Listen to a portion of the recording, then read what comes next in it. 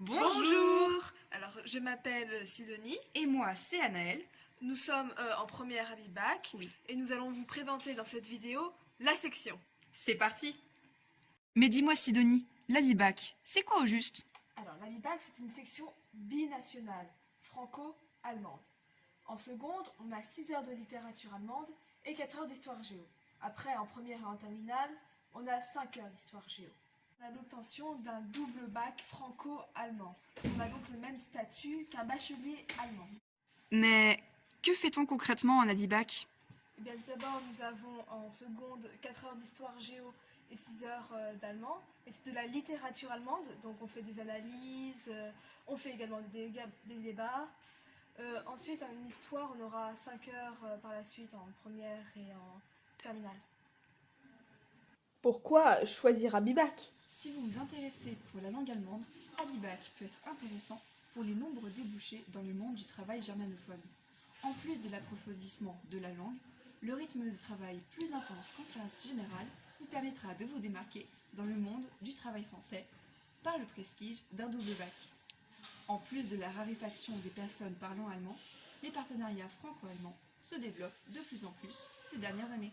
Et quels sont les débouchés d'Abibac exactement ? Évidemment, les études allemandes, autrichiennes et suisses nous sont ouvertes bien plus facilement. Nous sommes considérés au même titre qu'un bachelier allemand, le baccalauréat français en plus. Il est cependant nécessaire de préciser qu'il est tout à fait possible de vouloir continuer des études en France. Ceci n'est absolument pas un frein pour entrer en Abibac. Quelle différence entre Abibac, OIB et Euro? Alors tout d'abord, il faut savoir que l'OIB, c'est aussi une option internationale du bac, que d'une mention à la fin de leurs 3 ans. Niveau cours, c'est un petit peu comme les Abibac, ils ont de l'histoire géo, de la littérature. Par contre, le niveau requis pour entrer en OIB est bien plus conséquent, c'est à peu près B2, C1. Rien à voir avec l'allemand. Alors maintenant, je vais vous parler de l'euro. Il existe 3 euros différentes. L'euro anglais et l'euro espagnol que l'on peut commencer en seconde et l'euro allemand que l'on peut commencer en première. On peut aussi bifurquer de Abibac à euro allemand en première. Et requis pour entrer en Abibac, comment préparer son dossier et l'entretien? Alors le niveau requis ce serait A2 B1, bien que B1 soit plus valorisé. Il faut bien sûr lire en allemand, écouter de l'allemand et surtout parler allemand, un maximum. Il faut faire aussi, si c'est possible, des échanges et si vous le voulez, manger de la currywurst avant l'entretien, ça peut toujours aider. Mais est-ce qu'on a besoin d'être natif ou d'avoir des parents qui parlent allemand ? Non, absolument pas. Les portes d'Abibac sont ouvertes à tous. De plus, il y a peu de natifs dans cette section. Mais quelle est la charge de travail en Abibac ? Évidemment, il faut un temps d'adaptation. Le rythme est rapide, mais la charge de travail peut être surmontée au cours du temps. Les débuts sont difficiles, il faut apprendre à apprendre. Il faut savoir s'organiser et on peut très bien avoir du temps libre pour des activités extrascolaires.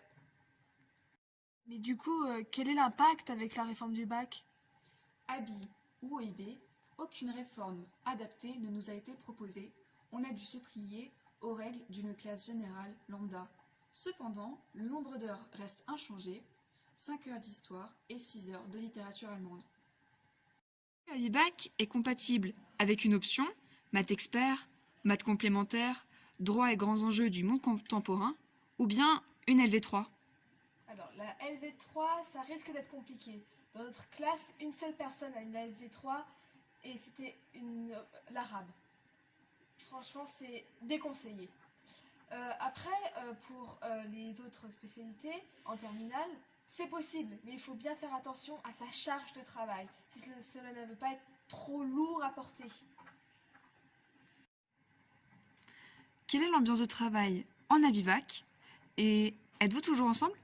Alors, il faut savoir qu'on a une classe très soudée, due au nombre d'heures passées ensemble. L'entraide et la solidarité entre nous est primordiale, et on est beaucoup d'internes dans cette classe, il faut le savoir, ce qui renforce cette entente. Mais on n'exclut pas les externes pour autant. Avec la réforme du bac, en plus, Les spécialités nous dispatchent dans toutes les classes et on rencontre de nouvelles personnes. Et aussi avec les clubs, et les AS, et les external class, tout ça participe à nous intégrer dans le lycée. Alors contrairement aux idées reçues, Abibac n'est pas une prépa, on n'est pas en train de travailler H24. Tout ce qu'il faut, c'est juste une bonne organisation et de la motivation. Mais est-ce qu'il y a des échanges prévus ou des voyages? En seconde, des échanges individuels de 3 semaines, 3 mois ou 6 mois nous sont proposés. Pensez simplement à rechercher votre correspondant assez tôt, notamment pour les 3 mois, puisque les correspondants allemands sont rares pour beaucoup de demandes d'élèves français. En première, un voyage en tiers-lieu nous est proposé. Mais le voyage doit coûter cher, non? Comment vous financez? Premièrement, pour l'échange en seconde, le billet pour les transports est aux frais des responsables légaux, ainsi que l'accueil du correspondant. Pour l'internat, la présence du correspondant compense avec l'absence de votre enfant. En première, pour le voyage, l'Abibar, où je me trouve actuellement ici, est un bar intégralement géré et ce bénévolement par les élèves de première lors des pauses, comme à la récréation ou entre deux cours, ou bien lorsque le cours est supprimé. Les bénéfices visent à rembourser une partie de ce voyage qui dure près d'une semaine. Aussi, l'APSAB avec la MDL tient un budget consacré à la section. On peut aussi acquérir des sweats